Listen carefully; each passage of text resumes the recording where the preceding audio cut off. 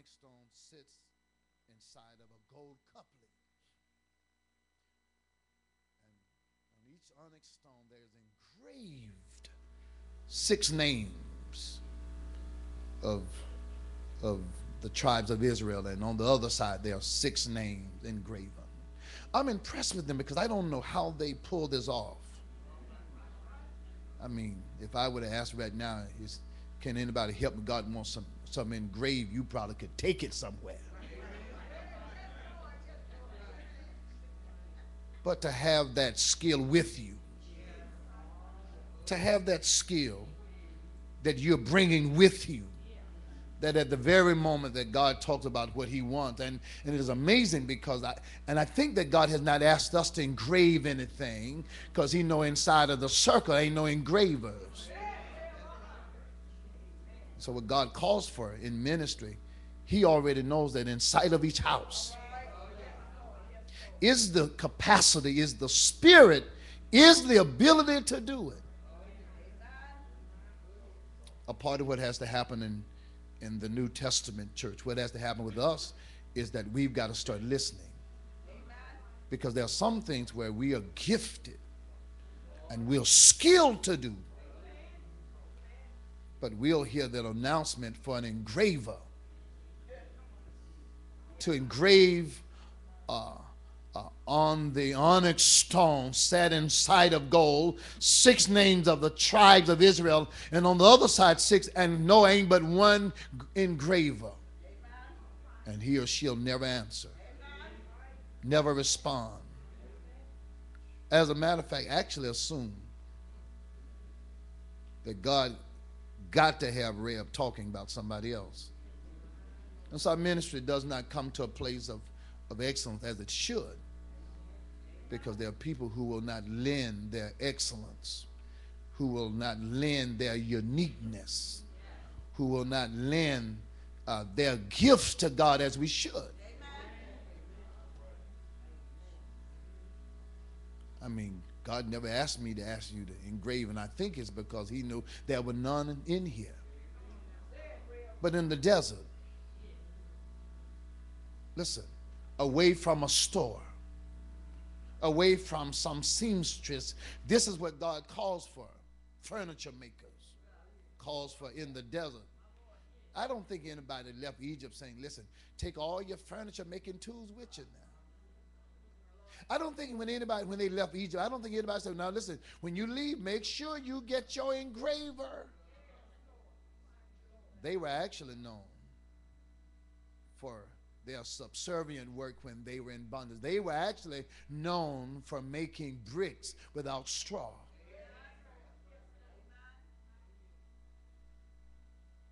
I want to make the announcement now. The last thing you want to do is die, and die without having given to God your uniqueness. Every ministry ought to be great because you added your uniqueness that God entrusted to you. Oh God, listen. And the robes were, and the vesture, the priest's garment was an expression of beauty, an expression of glory. That all from this point on who will witness Aaron and his sons in their priestly garments know that they were for the service of God. Look at Exodus 39 and verse 1. And of the blue and purple and scarlet they made cloths of service to do service in the holy place, and made the holy garments for Aaron as the Lord commanded. It was understood, and this is for God's service. And so when all witnessed Aaron and his sons, and from this point on, anyone who serves in the sanctuary, and they knew that their garments were an announcement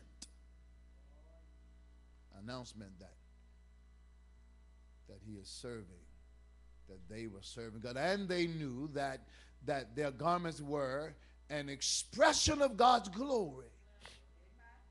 The only time the high priest served without the beauty and the splendor of the ephod and the other attire was on the Day of Atonement.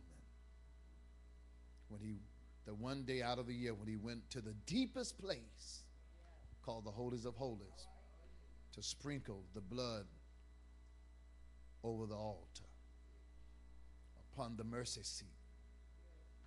He didn't go in with beauty and splendor that day. He was stripped to the lowest of the garment, just the white linen, because he understood, and I've totally just got to go in purity. Well, I understand that none of this is of great attraction and great interest to you, but you've got to know it because God put it in it for some reason.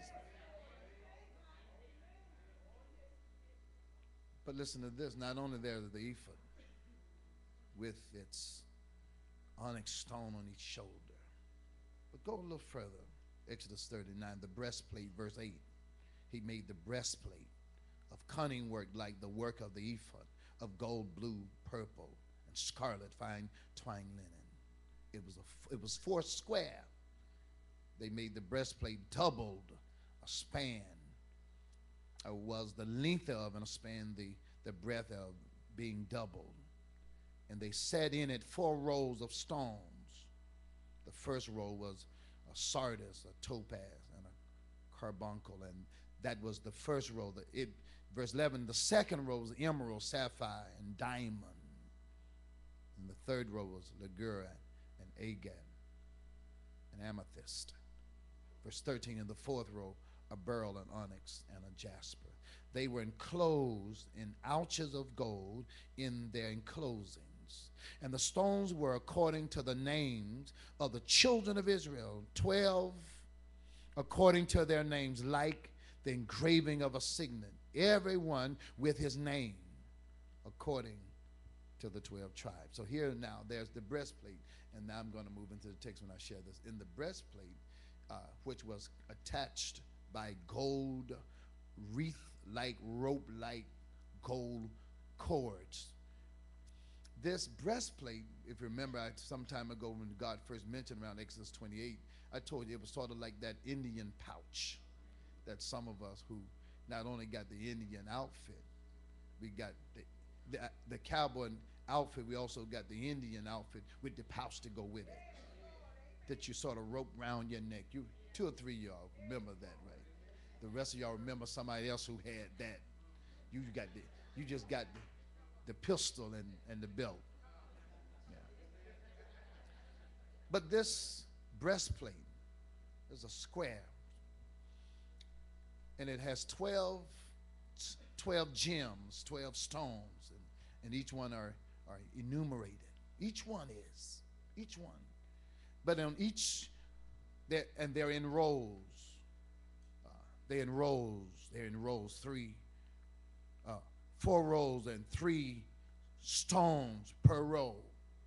But in each stone there is a name of one of the tribes. Now remember, on the ephod, the apron-like garment, there are only 2 stones. There's an onyx on one shoulder and an onyx on the other, and there are 6 names engraven on one side and 6. But on the breastplate, each stone has one name engraved. Now, let's move into this.